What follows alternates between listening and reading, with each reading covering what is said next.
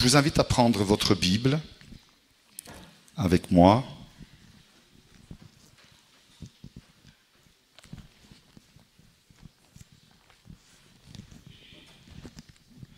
Cette semaine a été un peu chargée pour moi parce que, en plus du travail bien sûr et des activités de notre église et de l'église de Liège, il y avait les cultes dans la prison de Lantin. Et c'était 2 cultes où j'ai dû prêcher aussi, que ce soit dans le quartier des femmes et le quartier des hommes. Et donc, mais merci Seigneur, on a vu vraiment la grâce de Dieu, jeudi dans le quartier des femmes et hier après-midi dans le quartier des hommes, des détenus acceptaient Jésus-Christ. Et ça c'est formidable. Ici à Andenne aussi, samedi prochain, mais ça on expliquera à la fin du culte. C'est bien, c'est extraordinaire. Et tout ça, c'est une grâce qui nous a été donnée à travers la venue de Jésus-Christ. Alors, comme je le dis à chaque fois dans cette période, parce que c'est comme cela, malheureusement, et je dis bien malheureusement, pour beaucoup, quand on approche cette date de Noël, cette date du 25 décembre, pour beaucoup, c'est un temps de bonheur, un temps de joie de se rappeler la naissance de Jésus. Et pour beaucoup, c'est un temps où il y a quelques poils qui se dressent parce qu'ils disent non, non, Jésus n'est pas né ce jour-là. C'est vrai. C'est vrai. Moi, il y a 26 ans que je suis délégué syndical. C'est pas pour vous dire quel est mon métier que je dis ça. Hein. Mais maintenant, il n'y a plus de prépension, ou en tout cas très tardivement, et donc plus personne ne prend sa prépension. Mais pendant 16 ans, tous les ans, j'ai fait des dossiers pour des personnes qui allaient à la prépension. Et vous savez quoi?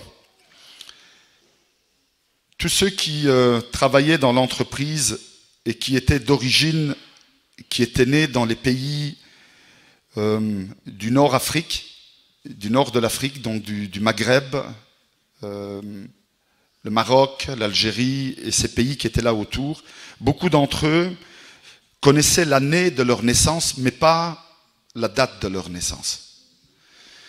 Et donc, ça m'a aidé ça à comprendre des choses, vous savez, c'est pour ça que je vous en parle. Ça m'a aidé à comprendre des choses parce que chaque fois, quand on arrivait le 1er janvier, eh bien, je devais faire leur dossier pour la prépension parce que toutes ces personnes qui venaient du Maghreb, de cette région du Nord-Afrique, ne connaissant pas leur date de naissance, eh bien, en arrivant en Belgique, on leur a donné la date du 1er janvier comme date de naissance. Et donc tous, et moi j'étais étonné chaque fois, je disais, tiens, toi aussi t'es né le 1er janvier? Et ils me disaient, oui, moi aussi. Je ne sais pas quand je suis né, mais on m'a dit que je suis né le 1er janvier. Je dis, ben formidable. Et puis, chaque année, c'était comme ça. Quand on arrivait en cette date de début janvier, je remplissais leur dossier. Et au milieu de tous ceux qui étaient en janvier, c'était toujours des personnes de l'Afrique du Nord. Et je disais, mais toi aussi, tu es né le 1er janvier? Ils me disaient, ben oui, moi aussi, je suis né le 1er janvier, apparemment. Je dis, c'est incroyable. Et puis, ils m'ont expliqué, ils m'ont dit, non, c'est parce qu'on ne sait pas quand on est né. En tout cas, le jour. Et on a décidé de mettre le 1er janvier. Au moins, il y a une date pour leur naissance. Ce qui est important, c'est qu'ils sont nés, n'est-ce pas? C'est la même chose avec notre Seigneur Jésus.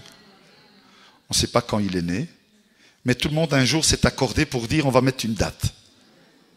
Alors ce serait fort que nous, chrétiens évangéliques, on dise nous, ce jour-là, nous, il n'est pas né ce jour-là, donc nous, on n'est pas contents. On ne fête pas.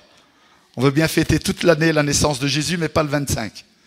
Nous, on fête toute l'année la naissance de Jésus et le 25 aussi. Amen. Bon, ceci dit, on va aller à la parole du Seigneur maintenant. Hein? Comme ça, tout le monde, on est rassuré par rapport à ça. Nous ne donnons pas de valeur au jour, nous donnons de la valeur à celui qui est né ce jour-là. D'accord ? Quand nous fêtons l'anniversaire de nos enfants ou le nôtre, nous ne fêtons pas moi je ne fête pas le 12 novembre. Hein. Pour moi, le 12 novembre, c'est le 12 novembre. Hein. Mais quand on se rappelle de mon anniversaire, c'est moi qui suis honoré ce jour-là. D'accord? C'est mes enfants qui sont honorés, c'est mon épouse qui est honorée ce jour-là, c'est ma famille qui est honorée ce jour-là. Et donc, aujourd'hui, c'est le Seigneur Jésus que nous honorons. Amen. Alléluia. Bien, je vous invite à prendre la parole de Dieu dans l'évangile de Matthieu. Je pense que vous avez tous vu sur le groupe WhatsApp le titre de la parole de ce matin. Et le titre, c'est La perle de grand prix. Matthieu, chapitre 13, versets 45 et 46, qu'on va lire ensemble. La perle de grand prix. Qui dit comme ceci: le royaume des cieux est encore semblable à un marchand qui cherche de belles perles. Il a trouvé une perle de grand prix et il est allé vendre tout ce qu'il avait et l'a achetée. Jusqu'ici, la parole du Seigneur. Que le Seigneur bénisse cette parole dans nos cœurs, ces passages, ces versets, mais surtout ce qu'il a à nous dire ce matin. Amen. Bien. Il y a différentes manières d'expliquer cette parabole. Nous avons là, dans le verset 44 jusqu'au verset 48, 49, nous avons là 3 paraboles qui nous parlent du royaume des cieux. L'importance, la valeur, l'immense valeur de pouvoir faire partie du royaume des cieux. C'est-à-dire d'être un enfant de Dieu, d'avoir été racheté et faire partie du peuple de Dieu. Nous le sommes. Vous et moi, nous faisons partie du peuple de Dieu. Nous ne sommes pas les seuls sauvés, rassurez-vous. Hein, au ciel, il n'y aura pas que nous, il n'y aura pas que les assemblées de Dieu, ni même que les assemblées de Dieu italiennes ou francophones ou d'ailleurs. Il y aura tous ceux qui ont accepté Jésus-Christ comme leur personnel sauveur. Alors attendez-vous à voir des milliards et des milliards de personnes dans le ciel. Un jour, je ne veux pas encourager à faire cela, mais un jour, alors qu'on était au cours d'éthique à l'école biblique, le pasteur qui donnait le cours d'éthique a dit, vous savez, tous ceux qui font des essais pour avoir des enfants avec l'aide, j'oublie le mot, l'insémination in vitro, c'est ça? Voilà. À un moment donné, il faut prendre un ovule et pouvoir permettre à cet ovule de pouvoir être fécondé et arriver à avoir un enfant. Mais parfois, il y a plusieurs autres ovules et qu'ils sont, puis à un moment donné, éliminés. Et donc, il y avait cette question, est-ce qu'il y a l'âme ou pas dans ces ovules? Est-ce qu'il y a déjà une éternité pour eux ou pas? Et je me rappelle de la phrase du pasteur qui a dit, en tout cas, ne soyons pas trop inquiets par rapport à ces choses, parce que s'il y a âme, et il dit, je ne veux pas me prononcer par rapport à cela, mais s'il y a âme, une chose est certaine, il y a beaucoup de non-chrétiens qui sont en train d'envoyer énormément d'âmes dans le ciel, et on va les retrouver dans le ciel. D'accord? Et donc, on saura de toute façon, s'il y a une âme à ces ovules, eh bien, on verra leur visage, on connaîtra leur nom, le nom que Dieu connaît avant même que nous soyons formés dans le sein de notre mère. Vous savez, c'est la Bible, ça. Hein? Et donc, on les rencontrera, on les connaîtra, ils se présenteront et ils diront, c'est moi. C'est comme cela peut-être parfois que les païens peuplent le ciel des âmes. Donc, ne nous tracassons pas de toutes ces choses. Je reviens à la prédication de ce matin. C'est important que nous puissions comprendre ce que le Seigneur veut nous dire à nous qui sommes sauvés par la grâce de Dieu, qui sommes des enfants de Dieu, ou en tout cas, je l'espère, que nous le sommes tous. Et s'il y en a ce matin qui encore n'ont pas fait le pas d'accepter Jésus-Christ comme leur personnel sauveur, je vous encourage, je vous invite vraiment à ouvrir vos oreilles parce que le Seigneur a des belles choses à nous dire, et surtout à vous qui peut-être êtes encore indécis, qui n'avez pas encore fait ce pas ou franchi ce pas d'accepter Jésus-Christ comme votre personnel sauveur. Pour nous qui l'avons déjà fait, ce seront des paroles d'encouragement qui nous encourageront à continuer à servir le Seigneur de tout notre cœur. Et donc, j'étais en train de vous dire qu'il y a différentes manières d'expliquer ces trois paraboles et en particulier cette parabole qui nous parle de la perle de grand prix. Beaucoup interprètent cette parabole en disant que la perle de grand prix est Jésus-Christ et que tous les êtres humains qui le reçoivent dans leur cœur, quand il est écrit qu'ils ont vendu tout ce qu'ils avaient pour acquérir cette perle de grand prix, eh bien cela veut dire qu'ils ont mis de côté tout ce dont ils possédaient. Ils se sont détachés de toutes les choses qui avaient de la valeur dans leur vie et ont accepté Jésus-Christ comme la valeur principale de leur vie. Eh bien, je voudrais dire que oui, on peut aussi expliquer cette parabole de cette manière en disant que la perle de valeur, la perle de grand prix est Jésus-Christ. C'est vrai.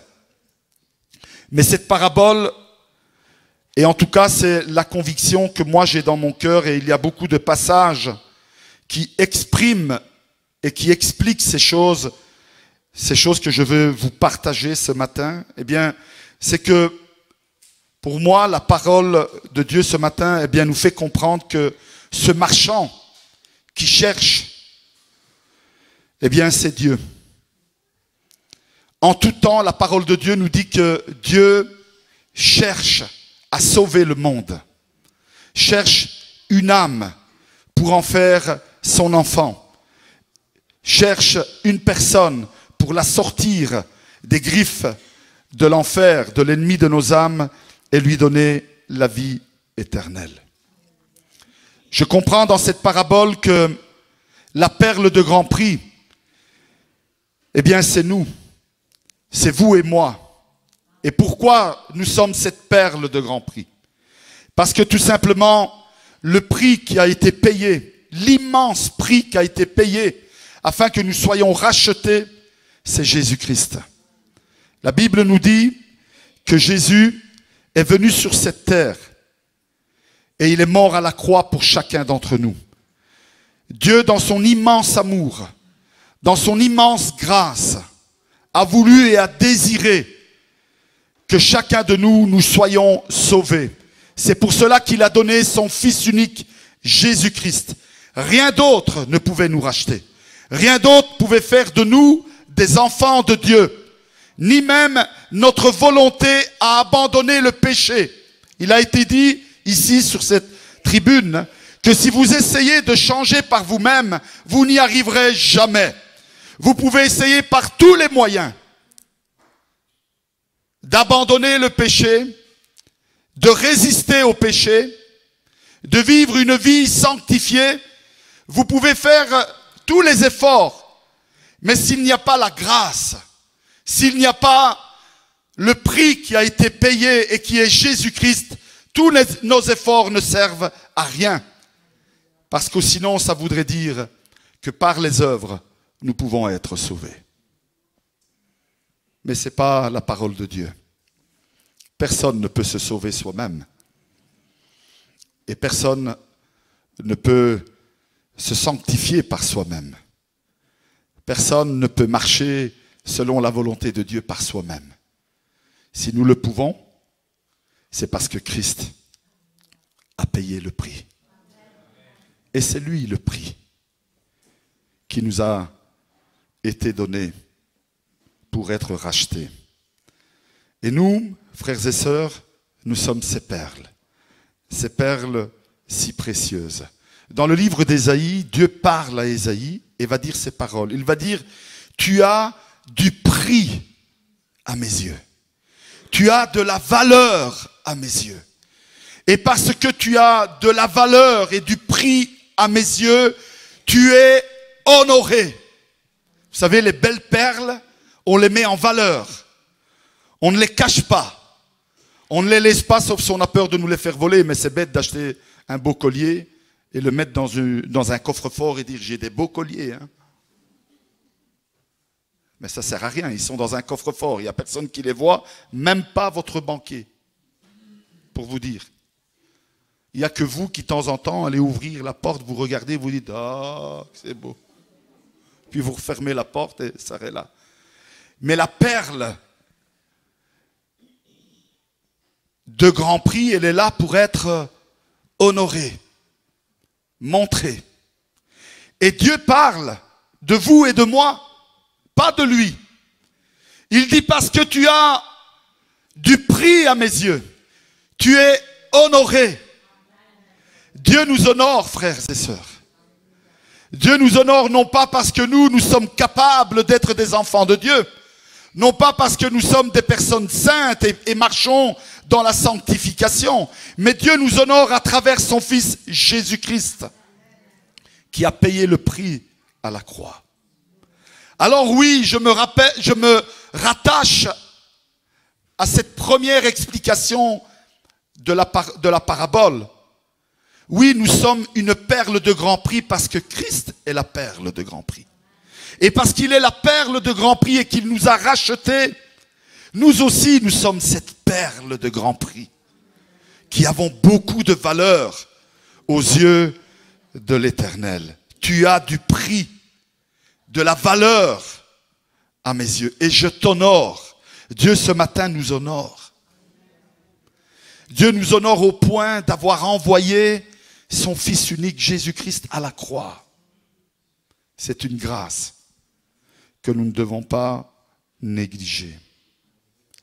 Alors, peu importe ce que les personnes pensent de nous. Vous savez, il y a des personnes que si vous ne vous habillez pas d'une certaine manière, eh bien, vous n'êtes pas considéré par eux. Il y a des personnes, si vous n'êtes pas coiffé d'une certaine manière, moi j'ai résolu ce problème. Hein. Si vous n'êtes pas coiffé d'une certaine manière, eh bien, vous ne pouvez pas faire partie de leur milieu. Certaines personnes, si vous n'avez pas la culture qu'ils ont, si vous n'avez pas fait les études qu'il faut, vous ne pouvez pas faire partie de leur cercle, de leur club. Il y a des clubs, je pense que c'est le Rotary Club, si je ne me trompe pas. Si vous n'avez pas un compte en banque où il y a une somme bien précise qui dort là, parce que vous pouvez faire en sorte qu'elle puisse dormir. Vous savez, moi, si j'aurais 500 000 € en banque, je ne les fais pas dormir. Hein. Je ne sais pas vous, mais moi, je ne les ferai pas dormir à la banque. Hein. Mais eux, ils ont le privilège de pouvoir faire dormir cette somme. Parce que sur leur compte ouvert, ils ont encore une autre somme bien plus grande que celle-là qui leur permet de faire partie de ces clubs.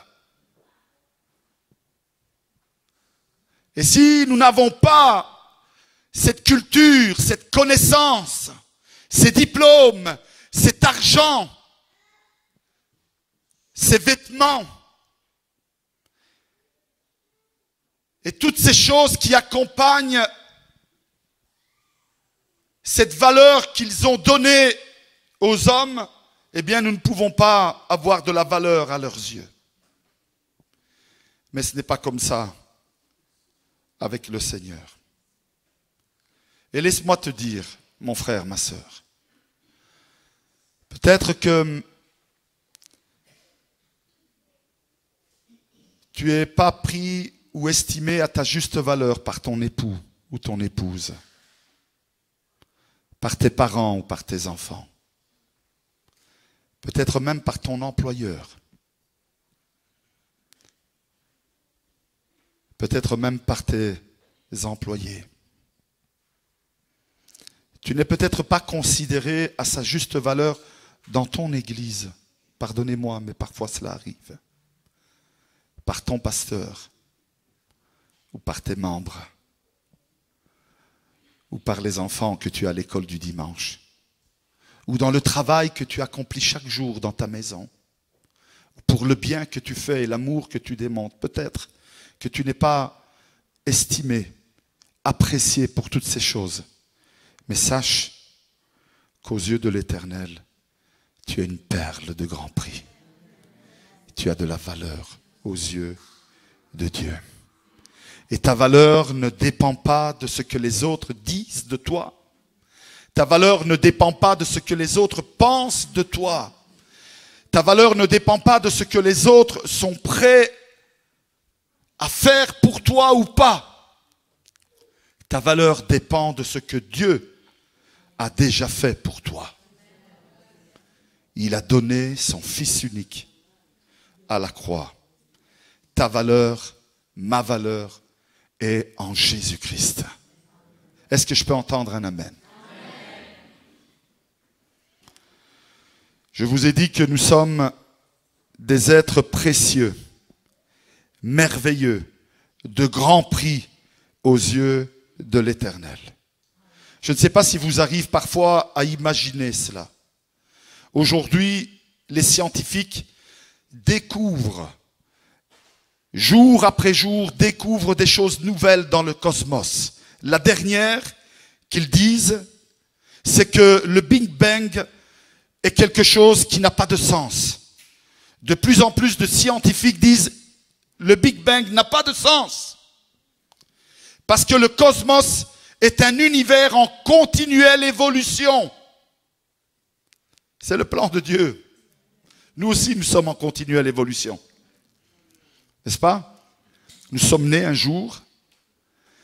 Nous sommes devenus des enfants qui avons commencé à marcher, des adolescents, des jeunes forts, des adultes qui ont des enfants et qui sagement prennent soin de leur famille. Et puis, un peu à la fois, on devient un peu plus âgé, on devient des grands-parents. Et puis, on devient encore plus âgé. Et un jour, on quitte cette terre. On est en évolution continuelle. Mais vous savez, ça ne s'arrête pas à la poussière. La Bible dit qu'à un temps donné, à un moment venu, Dieu vient reprendre cette poussière et il fait de ce corps qui est corruptible, il va en faire un corps incorruptible. Et là, nous partirons avec le Seigneur pour l'éternité. Et nous continuerons à évoluer avec Dieu dans sa grâce et dans sa gloire. Le monde est continuellement en évolution. Il n'y a pas eu un jour quelque chose qui a débuté. Un Big Bang. Il y a eu un jour quelque chose qui a commencé avec Dieu. Et parce qu'il est éternel, tout le reste, tout ce qu'il fait est éternel. Même le diable. C'est pour ça qu'il a prévu un enfer pour lui, un endroit, afin qu'il soit enfermé là-bas avec tous ceux qui le suivent et qui accomplissent ses œuvres, nous dit la parole de Dieu. Parce que tout ce que Dieu fait est éternel. Tout. Il n'y a que les choses que les hommes créent qui sont éphémères, qui ont un début et une fin, mais pas ce que Dieu crée. Je ne sais pas si ça vous arrive de réfléchir et de penser à ça, mais hier encore, quand je méditais ce passage, dans ma tête, je me disais, c'est quand même incroyable. Comment l'être humain est méprisé. Aujourd'hui, nous sommes en une époque où on n'a plus de valeur aux yeux des hommes. L'être humain n'a plus de valeur. On est capable de tout. Et pourtant, le corps humain est la concentration, ou c'est le concentré des plus hautes technologies jamais connues. Laissez-moi vous en dire quelques-unes. Notre cœur, frères et sœurs, bat plus de 100 000 fois par jour. N'essayez pas de compter. Notre cœur bat plus de 100 000 fois par jour. Est-ce qu'à un moment donné, vous vous êtes dit, est-ce qu'il va battre ou pas? Il bat tout seul, vous savez. Il n'a pas besoin qu'on lui donne l'ordre de battre. Plus de 100 000 fois par jour. Notre cerveau est constitué de 100 000 milliards de cellules.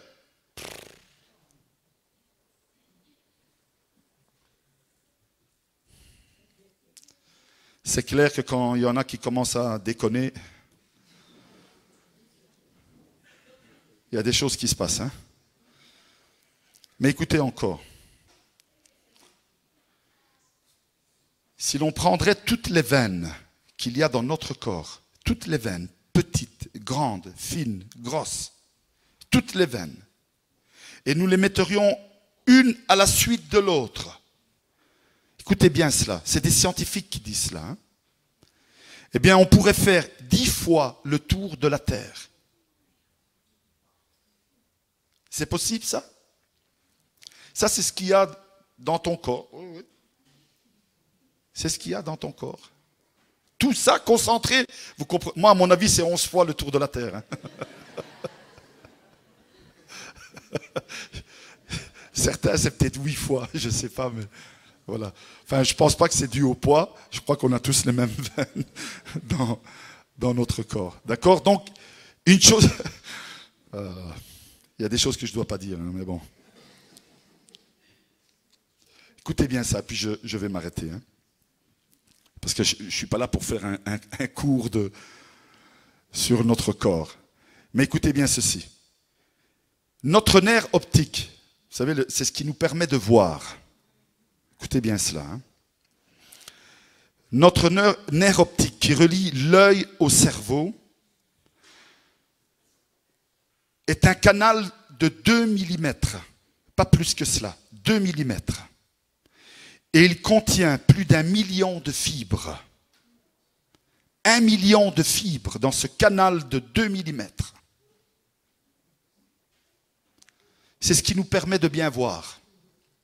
Enfin, pour certains comme moi, Franco devient une ombre. Mais parfois, c'est peut-être mieux, pas pour Franco, hein, mais que certaines choses deviennent des ombres, au moins on n'est plus effrayé, hein, et on continue à avancer tranquillement dans la vie. Mais pourquoi je vous dis cela? Nous sommes des créatures extraordinaires. Il n'y a qu'un amen. Tu ne te trouves pas extraordinaire? Est-ce que vous pourriez dire à votre voisin, tu es extraordinaire?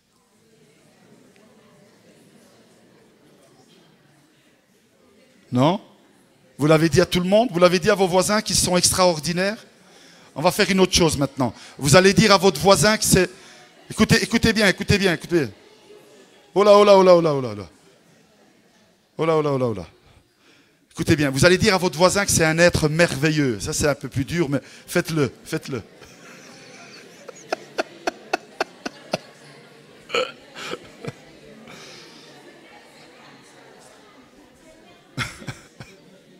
Voilà. Est-ce qu'il y a quelqu'un qui veut me dire quand même que je suis merveilleux? Non?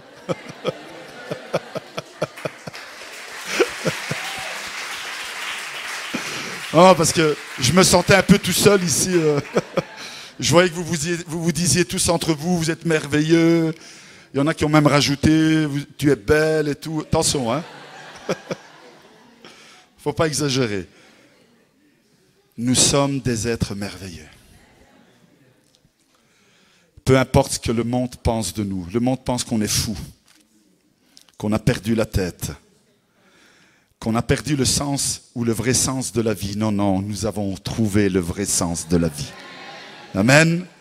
Merci Seigneur pour cette grâce. Nous sommes des êtres merveilleux, mais malheureusement inutilisables. Permettez-moi de dire cela. Un jour, alors que Dieu a créé l'homme à son image, parfait, il l'a placé dans un endroit parfait, qu'est le jardin d'Éden. La Bible nous dit qu'un jour, le péché est entré dans l'humanité. Vous savez, cet être qui était parfait à cause du péché est devenu imparfait. Il a commencé à se dérégler. Il a commencé à ne plus fonctionner comme il aurait dû fonctionner. Tout cela à cause du péché. Un terrible virus, permettez-moi de dire cela et de comparer peut-être cela à la technologie d'aujourd'hui que nous connaissons très bien. Un terrible virus est entré dans l'être humain. Ce virus, c'est le péché.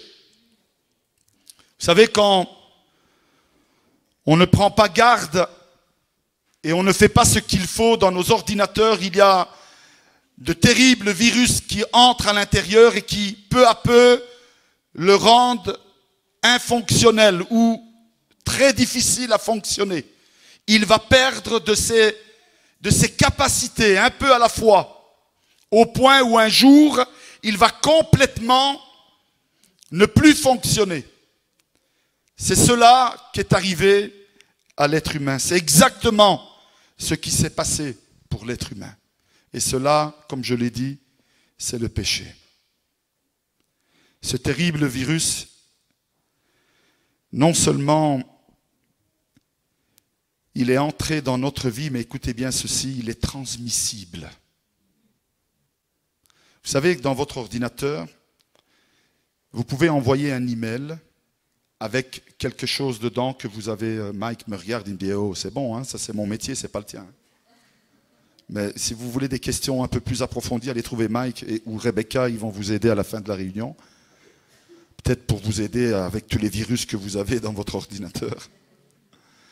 Mais parfois, vous pouvez aussi envoyer à quelqu'un d'autre un virus que vous avez vous. C'est vrai, Mike, ou pas?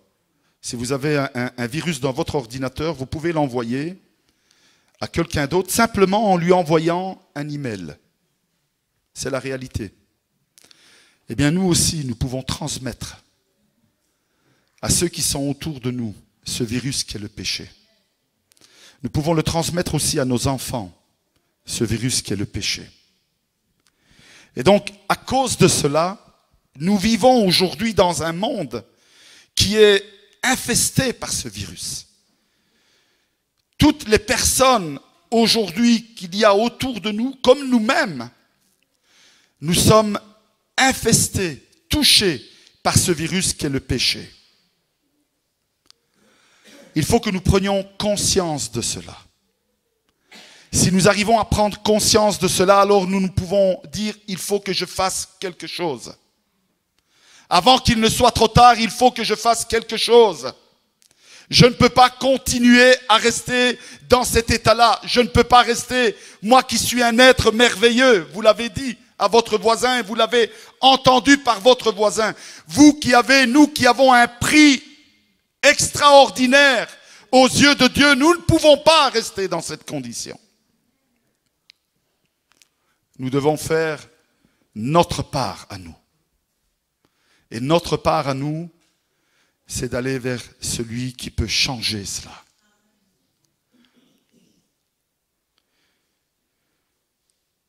Lui qui veut faire en sorte que cette perle de valeur ne soit plus cachée dans cette coquille au fond de la mer, mais soit exposée, mise à la lumière. Parce que nous, vous et moi, frères et sœurs, nous sommes cette lumière qui n'a pas été créée pour être cachée sous le boiseau, mais qui doit être mise à la lumière. Vous et moi, nous devons resplendir dans ce monde, non pas pour dire et démontrer que nous sommes, nous, des lumières, mais parce qu'à travers Christ, dans notre vie, aujourd'hui, comme nous l'avons entendu ce matin, nous pouvons témoigner et raconter l'œuvre de Dieu dans notre vie, ce qu'il a changé dans notre vie. Nous pouvons devenir des êtres beaucoup plus joyeux, heureux, merveilleux, appréciés. On apprécie les perles, n'est-ce pas? Surtout si elles ont une grande valeur. C'est la même chose. Les enfants de Dieu, que vous le vouliez ou pas, que vous en soyez conscient ou pas, vous êtes appréciés autour de vous. Votre employeur vous fait confiance. Vos voisins vous font confiance. Vos amis vous font confiance. Parce qu'ils savent que vous êtes des personnes justes et honnêtes. Parce qu'ils savent que vous êtes des personnes qui avez les justes priorités dans votre vie. Et donc, ils savent qu'ils peuvent vous faire confiance. Soyez ces personnes, vous, nous, frères et sœurs, qui sommes mis au grand jour devant les personnes qui sont autour de nous.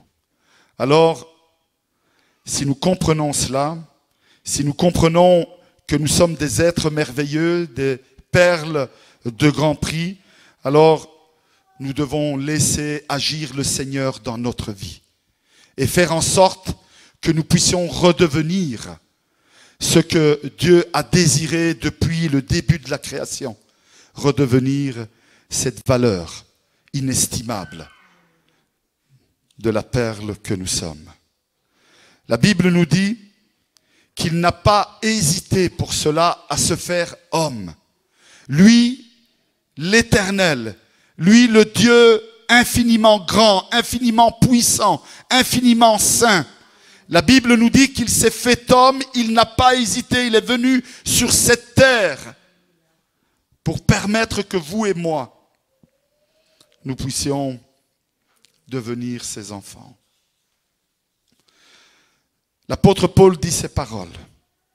Il dit que Jésus, lequel étant existant en forme de Dieu, n'a pas considéré l'être égal à Dieu quelque chose auquel s'accrocher jalousement, mais il s'est dépouillé lui-même en prenant une forme de serviteur, en devenant semblable aux hommes et ayant apparu comme un simple homme.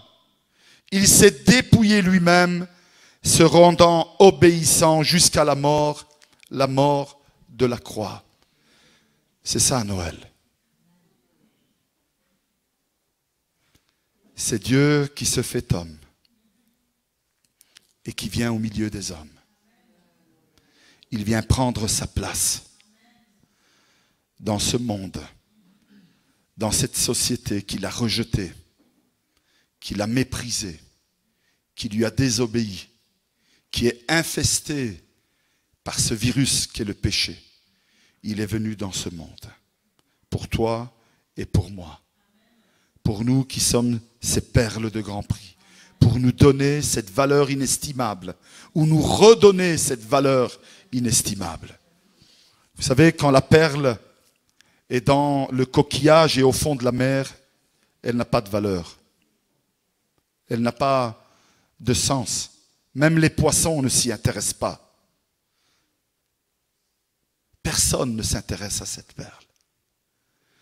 Mais c'est quand cette perle est enlevée de l'endroit où elle se trouve, de l'obscurité du fond de la mer, qu'elle est libérée de ce coquillage qui l'emprisonne, qu'elle prend toute sa valeur.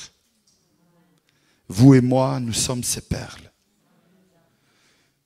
qui étions dans l'obscurité du péché,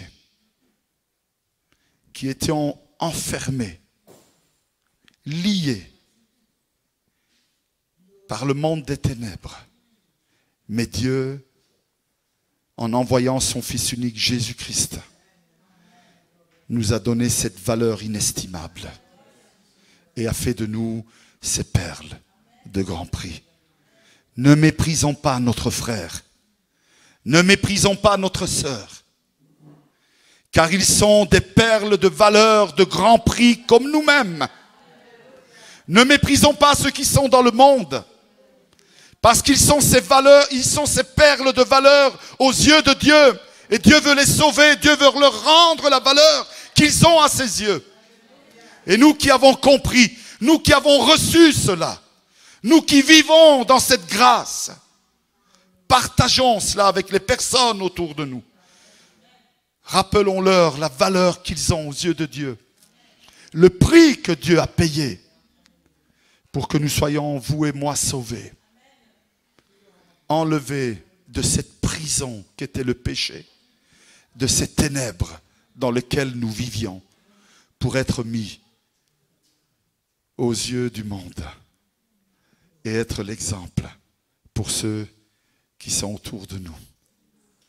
Alors ce matin, il y a deux choses que nous devons faire, ou en tout cas, une des deux.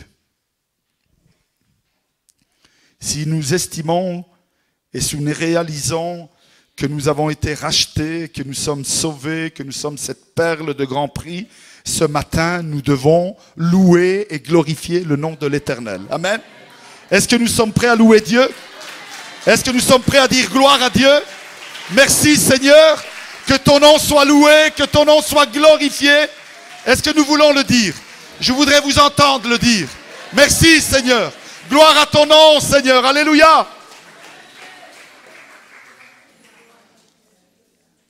Mais laisse-moi te dire une chose aussi.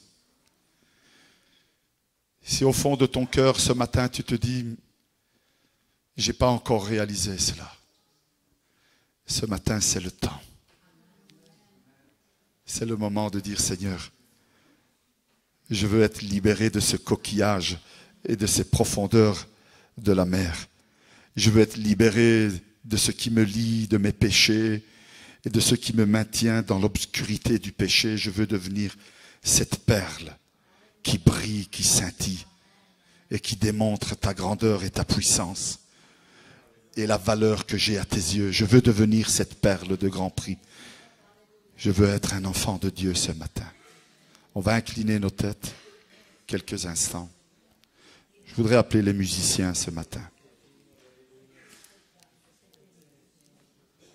Gloire à ton saint nom, Jésus. Inclinons nos têtes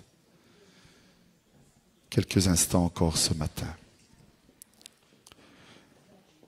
Je voudrais refaire cette invitation ce matin. Pendant que nous avons les yeux fermés, et que nous méditons sur les paroles que nous avons entendues ce matin, je voudrais vous inviter. Je ne sais pas si ce matin il y a quelqu'un parmi nous qui désire et qui comprend qu'il est temps, aujourd'hui, d'être lavé, purifié par le sang de Jésus-Christ. Lui qui est venu payer le prix, le grand prix, sur cette croix il y a maintenant 2000 ans. Lui qui a désiré être celui qui était le sacrifice expiatoire. Mais pour cela, il devait se faire homme et venir vivre au milieu des hommes. Cela s'est passé il y a 2000 ans. Mais ce prix qu'il a payé est tellement immense qu'il est capable de couvrir l'éternité. Et de payer chaque être humain qui jour après jour naissent dans ce monde et un jour réalisent qu'ils ont besoin d'être sauvés. Alors ce matin, si c'est ton désir, si tu veux devenir cet enfant de Dieu, si tu veux sortir de cette obscurité,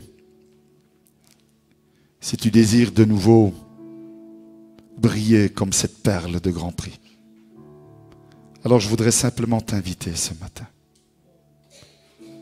Toi qui n'as plus peut-être dans ton cœur cette valeur, et probablement tu te méprises toi-même. Mais sache que Jésus est venu payer le prix pour toi.